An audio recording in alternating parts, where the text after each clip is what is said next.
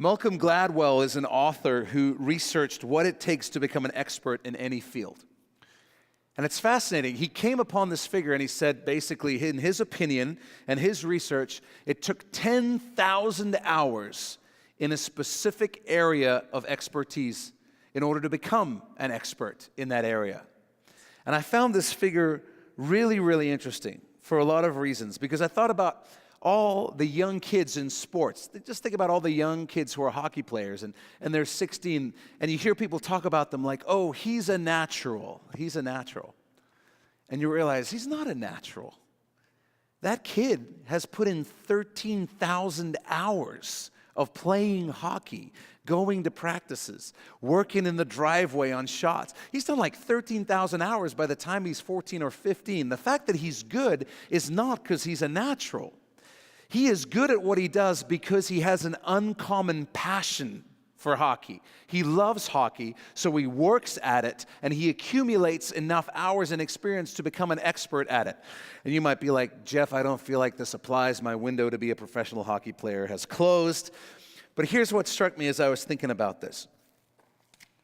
The hours that kid was putting in when he was 5 years old, tripping over his feet, those hours matter just as much as the hours when he's 16 and getting scouted by the pros.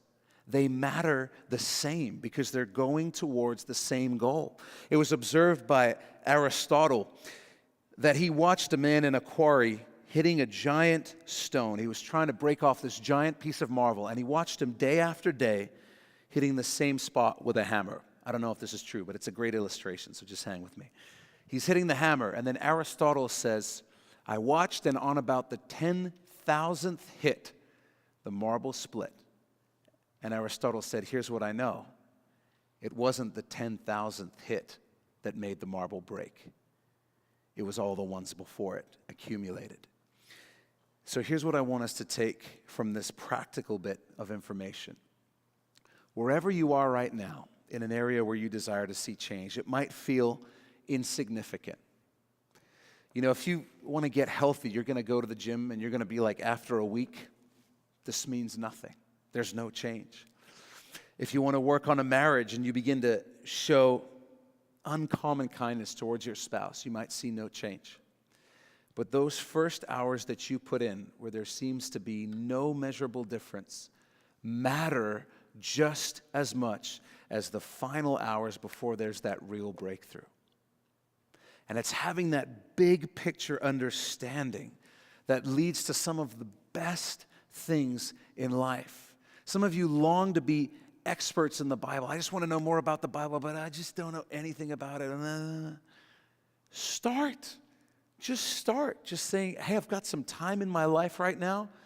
I'm just going to read the Word and some commentaries for an hour a day, and you will be amazed what the Lord will do in that. Whatever your goal is, understand that the time you pour into it at the beginning is just as vital as the time right at the end. And most people never get to those final few hours before the huge breakthrough because they're not willing to go through those hours at the beginning. They think there's nothing happening, it's insignificant, there's no point.